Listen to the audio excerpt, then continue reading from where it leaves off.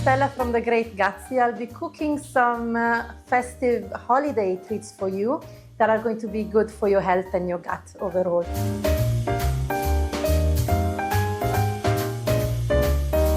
I'm going to start with a recipe called the dark chocolate mousse cake. And the unexpected ingredients is that we've got a lot of root vegetables that are going to come into this recipe. What we have here is a mix of pumpkin, butternut, and sweet potato that I'm going to be steaming on the varoma. So what I will do first is I will prepare my varoma. So as you know, we've got 2 layers in the varoma here. I'm just going to put some of those chopped up vegetables here. What we need to do is make sure that the varoma has got some space so that it can steam properly. And then whatever is left, I'm putting on the top part of the varoma. I am going to cover everything here with the lid. And now I'm going to be steaming everything in my Thermomix here in the back. So what we're going to be doing is we're going to set up the varoma for 25 minutes on varoma temperature at speed 1. Now I'm going to move to another recipe, which is something you can find on the Cookidoo app. It's called apricot, almond, and pistachio biscotti. Let's get it started. So what we need to do first of all is heat the oven to 180 degrees, which we've already set up. And then we're going to be adding our first ingredients. What we have here is the peels of an orange. The way I peel them is by using a potato peeler. The important thing when we peel an orange and we use the skins is to make sure that we leave out the white part of the orange so that it doesn't taste any bitter. What we're going to do is we're going to put those orange peels inside our bowl. The next ingredient is caster sugar. I am using sugar here so that it doesn't melt. This, we're expecting to use 40 grams of caster sugar. I'm actually decreasing the amount a little bit. This is about 30 grams. I'm putting it inside the bowl. And then we're going to mix everything together at high speed. And you can see that the Thermomix has mixed everything into a fine powder. There was no need to chop anything. Everything is going back into the bowl, so I'm going to use my spatula for this. And then we're going to move forward with the recipe. It's asking for 60 grams of caster sugar. And this is where I'm changing the recipe a little bit. Instead of using normal caster sugar, I'm using coconut sugar here.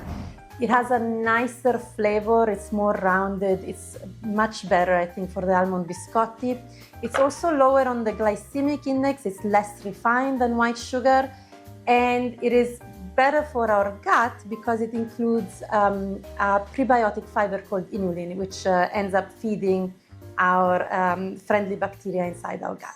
So it's asking for 60 grams. I'm again putting a little bit less, I'm putting about 50 grams instead. I don't want it to be too sweet. And then we're going to put 1 large egg into the mix.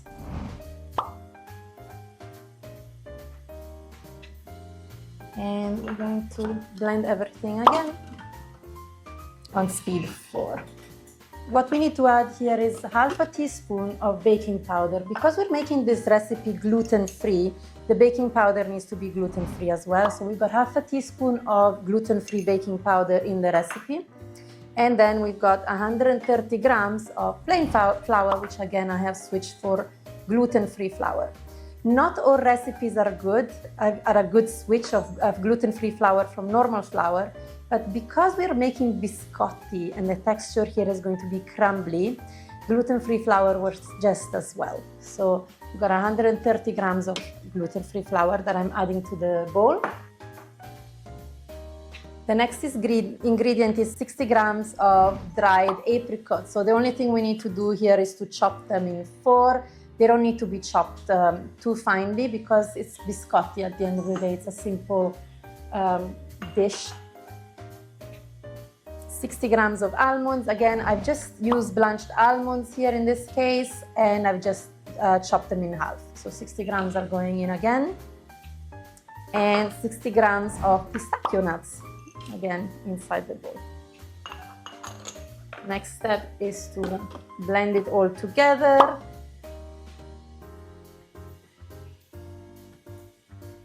And we're going to get the tray where we're going to start baking it. Right, so what we need to do here is finish mixing this with the spatula. So this is what it looks like now. It's a very thick and sticky mixture. So the best thing to do, to be honest, is to just empty the bowl like this, unlock it, just take out the blade without cutting yourself. And then we're going to mix it together into a log. Now, biscotti is an Italian word which means twice cooked. So this is exactly what we're going to do here. We're going to cook it once, and then we're going to slice it, and then cook it again a second time. So what we're doing here is we're just trying to put this sticky mixture into the tray. We need to make it a little bit flat and a little bit long. So here it is. We're going to be baking this for 20 minutes on 180 degrees. And then once it's cooked, we're going to be slicing it and baking it again.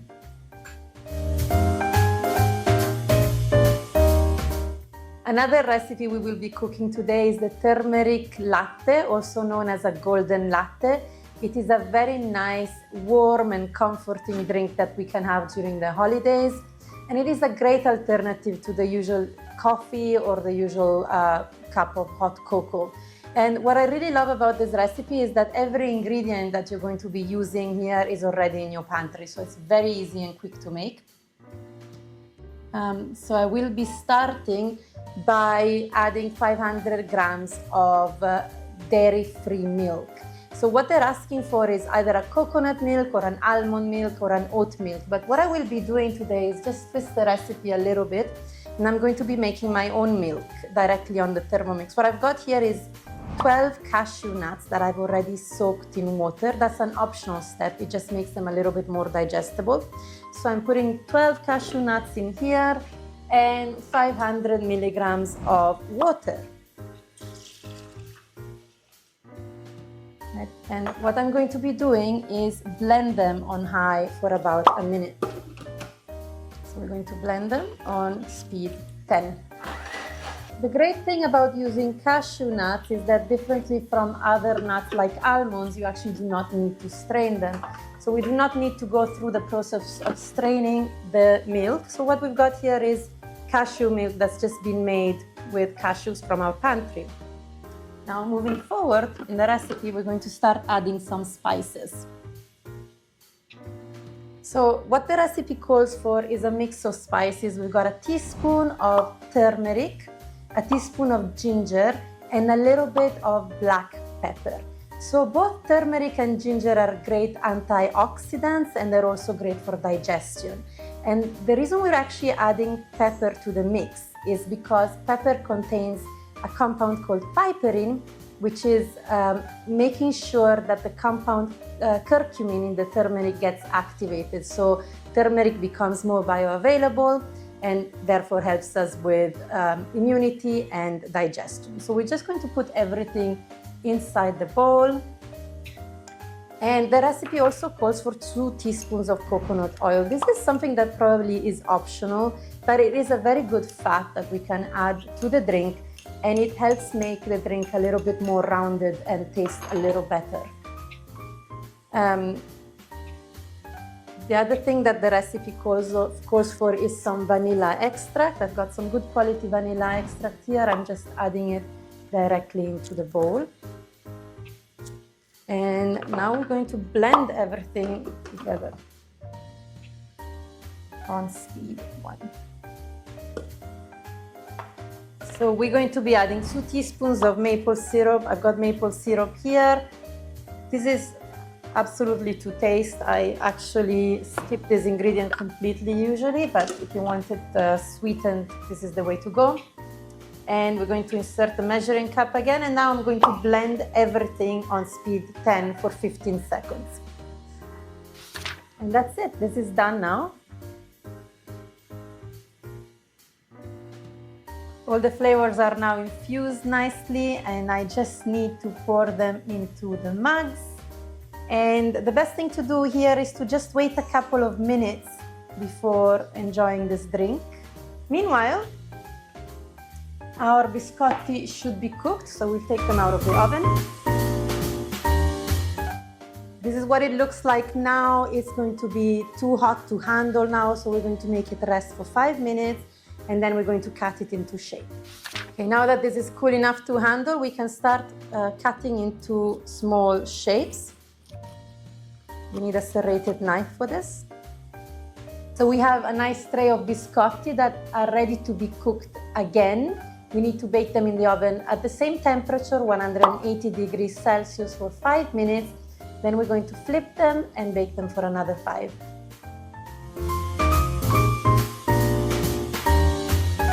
Moving back to our chocolate mousse cake, our root vegetables have been steaming for 25 minutes in the varoma, so we're going to go and collect them.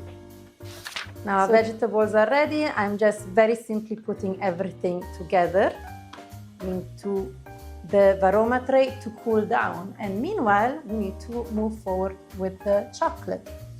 So we've got 400 grams of chocolate here. This is dark chocolate, 100% dark chocolate. And this is dark chocolate that's been infused with orange.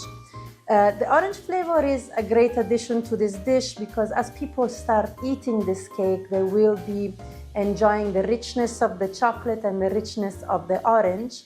And they will not notice that the main ingredient is actually vegetables. So trust me, I've done this. I've tricked a number of kids into eating this cake, and they've never noticed that there's vegetables in here. So what we're going to do is we're going to put all the chocolate inside our bowl. We're going to blend everything for 5 seconds at speed 7.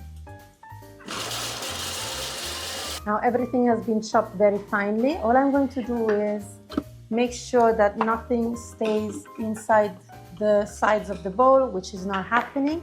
And now what I'm going to be doing is melt the chocolate. So I'm going to put the Thermomix on a 5-minute timer at a temperature of 50 degrees Celsius. And then everything is going to melt at a speed of 1. So it is very important to melt chocolate at a temperature not exceeding 50 degrees so that the chocolate does not burn.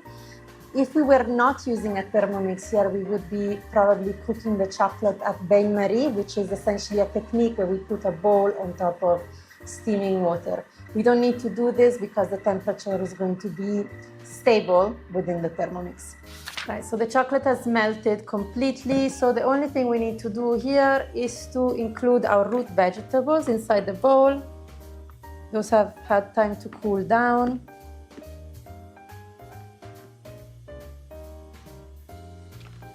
And all we need to do now is to blend everything again for 30 seconds at speed 4.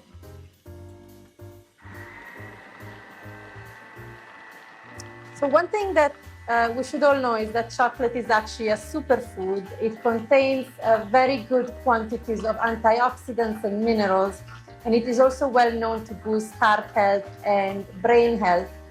Important thing to understand, however, is that not all chocolate bars have been created equal. So you need to really look for chocolate bars that are good quality and contain about 70% cocoa solids. So this one from Verona is actually a good option. It does contain 70% cocoa solids, which makes it healthier for you. However, 70% dark chocolate might be bitter and too dark for everybody's palate. If you're cooking this recipe for children, one thing I would encourage is to meet them halfway and maybe mix the good quality dark chocolate with the milk chocolate that they so love. This is done. All we need to do is, you can see that everything has been blended beautifully. And all we need to do is take a springform tin of 24 centimeters and pour everything inside.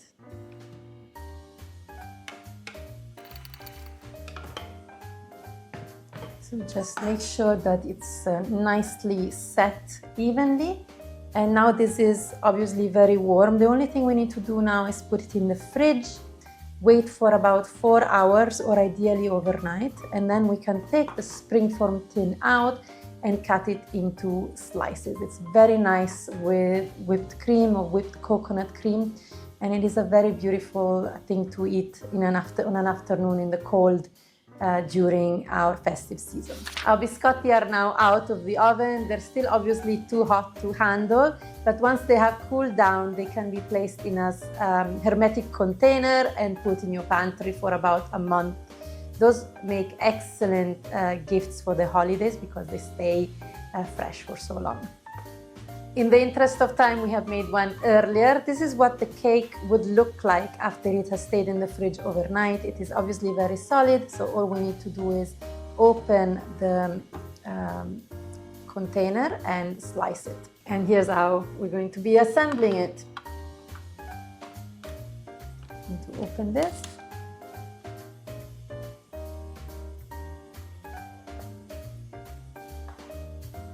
This works very well with a little bit of powdered sugar on top, or otherwise just on its own.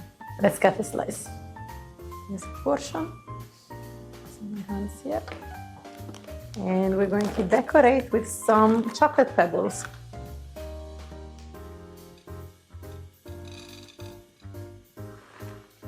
We have made 3 recipes completely from scratch, with the process taking less than an hour, except for, of course, the cake that needed to rest into the fridge for 4 hours.